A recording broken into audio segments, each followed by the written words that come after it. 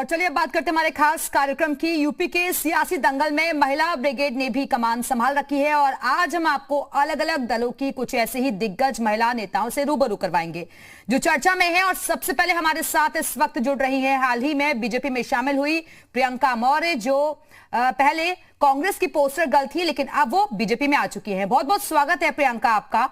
और इसके साथ ही हमारे साथ एक और खास मेहमान भी जुड़ रही हैं। कैराना का मुकाबला भी इस बार बेहद ही दिलचस्प होने जा रहा है और इस वक्त हमारे साथ हुकुम सिंह की बेटी और कैराना से बीजेपी की उम्मीदवार मृगांका सिंह जुड़ चुकी हैं, जो कि किसी भी पहचान की मोहताज नहीं है। बहुत बहुत स्वागत है मृगांका जी आपका भी।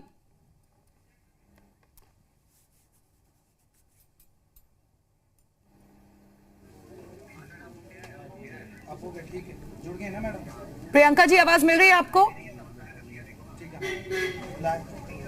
जी जी मिल रही है जी।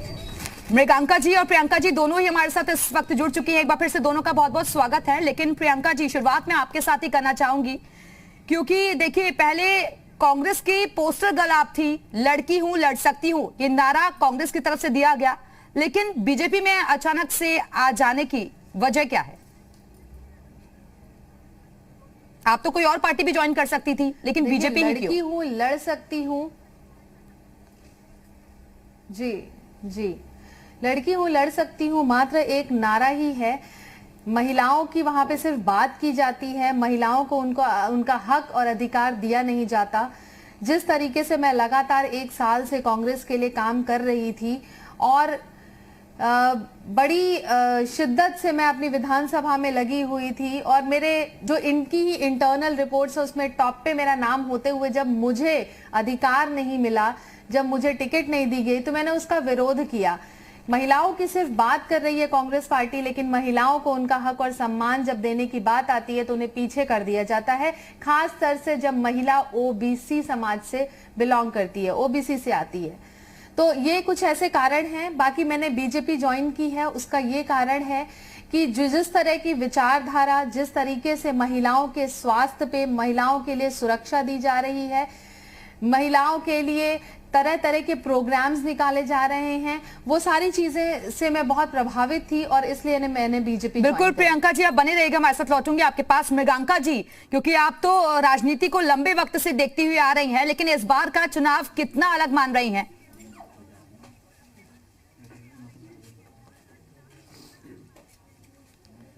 मुकाबला कैराना विधानसभा में अवश्य दिलचस्प रहने वाला है और यहाँ पर जो योजना नहीं हो पाया, क्षेत्र की जनता के विश्वास के आधार पर मैं आपको बताना चाहती हूँ कि इस बार परिणाम बिल्कुल अलग आने वाले हैं। मृगांका जी, लेकिन देखिए इससे पहले भी मुख्यमंत्री योगी आदित्यनाथ जी भी वहां पर पहुंचे थे और अमित शाह जी भी कल वहां पर पहुंचे। क्या ये माने कि अब डर खत्म हो चुका है, हर कोई कैराना में अब पूरी तरीके से सुरक्षित है, भयमुक्त है?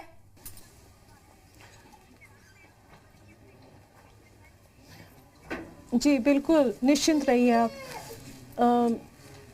यहाँ पर जो है पिछले 5 वर्षों में 2017 से लगातार यहाँ पर चीज़ें बेहतर हुई हैं। आज आम जनता में सुरक्षा की भावना भी है और वो जो हमारी सरकार रही है 2017 से, उसकी कल्याणकारी योजनाओं से यहाँ का सामान्य जनजीवन बेहद प्रभावित है। प्रचार का तरीका भी इस बार मृगांका जी बदल चुका है।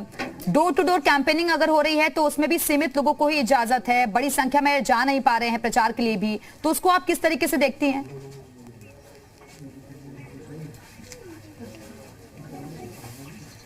हाँ, वो तरीका रहता था अब तक, एक समूह में इकट्ठे होकर संबोधित करना, अपनी बात कहना। अब वो जो है वो बहुत ही पर्सनल हो गया है। अब हम लोग घर घर जाकर अपने जनता के बीच जा रहे हैं, उनसे अपील कर रहे हैं कि वो सही फैसला लें। क्योंकि 2014 के बाद से ही लगातार आप सक्रिय राजनीति में हैं और कई बार का चुनाव भी लड़ती रही हैं, लेकिन आपको कैराना में और क्या कुछ मुद्दे नजर आते हैं? किन मुद्दों के बिहाफ पर आप इस बार चुनावी मैदान में हैं? क्या और बेहतर करने की जरूरत है?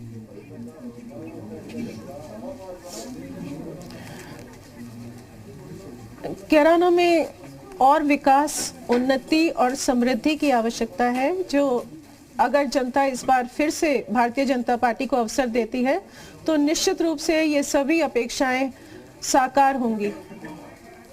मृगांका जी, आपको नहीं लगता कि जो पश्चिमी उत्तर प्रदेश में एक बड़ा मुद्दा किसानों का आंदोलन रहा है, उससे पश्चिमी उत्तर प्रदेश की जो फिजा है उसमें भी बदलाव आया है?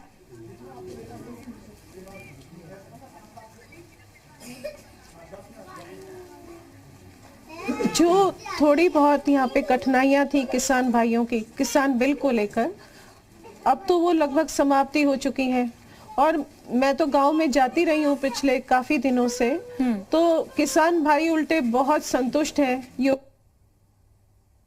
तो यह तो भी बिजली का बिल यहाँ पर आधा हो गया है, और बाकी जो सुविधाएं सरकार के द्वारा पिछले किसान सम्मान निधि हो, अन्य इस प्रकार की योजनाएं रही हो, इसका वो आज गांव में लाभ भी उठा रहे हैं और वो सरकार को धन्यवाद देना चाहते हैं और कृतज्ञ है सरकार के प्रति।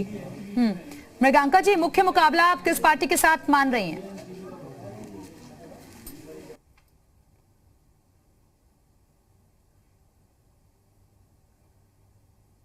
इलेक्शन में दिलचस्पी रहता है। मेरे विचार में यहाँ पे बाकी उम्मीदवार हैं, देखते हैं आगे आगे चुनाव कैसे रहता है। आपके सामने नाहिद हसन को भी उम्मीदवार बनाया गया है।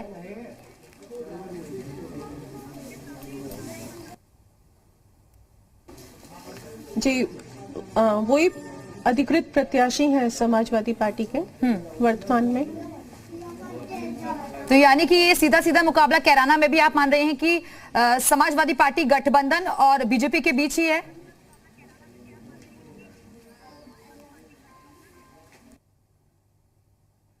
सही रहे।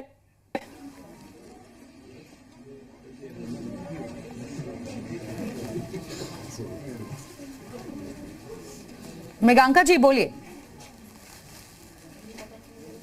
मृगांका जी, आपकी आवाज सही तरीके से हम तक पहुंच नहीं पा रही है, फिर से जुड़ने की कोशिश करेंगे। सही जी बोलिए। मुकाबला आपको देख जी, मेरे विचार में संभवतः इसी प्रकार का मुकाबला रहने वाला है जो पूर्व में भी रहा है। यहाँ पर जो वर्तमान में विधायक हैं वो समाजवादी पार्टी से उम्मीदवार हैं और भारतीय से मैं उम्मीदवार हूँ।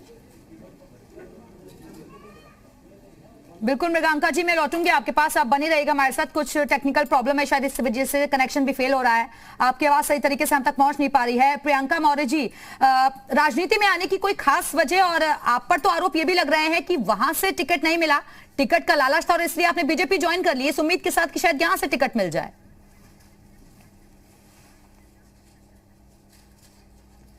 जी, राजनीति में आने का मेरा उपदेश है। मैं डॉक्टर हूं बाय प्रोफेशन और पिछले 5-6 साल से मैं लगातार समाज सेवा कर रही हूं और यही लालच है कि मदद के उपदेश से समाज हित में, राष्ट्र हित में कार्य करते रहूं, और जब मैं पॉलिटिक्स में बढ़ूंगी तो मेरी जो मदद का दायरा होगा वो बढ़ेगा। प्रशासनिक तरीके से मुझे मदद मिलेगी, संवैधानिक तरीके से मैं लोगों की मदद कर पाऊंगी।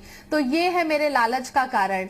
और दूसरी रही बात ये कि भाजपा मैंने जो ज्वाइन की है तो इसमें मैंने किसी भी इस तरह के आश्वासन के साथ बीजेपी ज्वाइन नहीं की है, क्योंकि कांग्रेस ने मेरे साथ बहुत बड़ा छलावा किया। लगातार कार्य करने के बावजूद किस तरीके से मैंने वो रिपोर्ट्स भी दिखाई हैं, जिस रिपोर्ट्स पे कांग्रेस एक बार भी कोई भी जवाब नहीं दे रहा है कांग्रेस से। तो मैं उस पे ये कहना चाहूंगी कि अगर कोई भी मेहनत करे तो वो ये जरूर देखता है कि अगर उसके रिजल्ट्स टॉप के हो तो उसको प्रमोट करना चाहिए।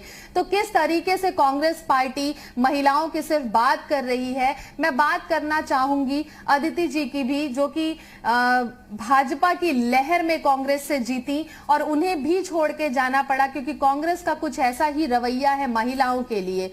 अब बात कर लेते हैं 14% वोट के बारे में, जो कि मौर्य समाज का, ओबीसी का है। तो उस पे भी हमारे यहाँ से नरेश सैनी जी रहे, उनकी भी टिकट्स का ठीक तरीके से क्लियर नहीं। चलिए, बहुत बहुत शुक्रिया आप दोनों का हमारे साथ जुड़ने के लिए, और उम्मीद यही करते हैं कि इस बार टफ मुकाबला जरूर नजर आ रहा है। देखना होगा कि कौन सी पार्टी बाजी मारती है। बहुत बहुत शुक्रिया आप दोनों का जुड़ने के लिए।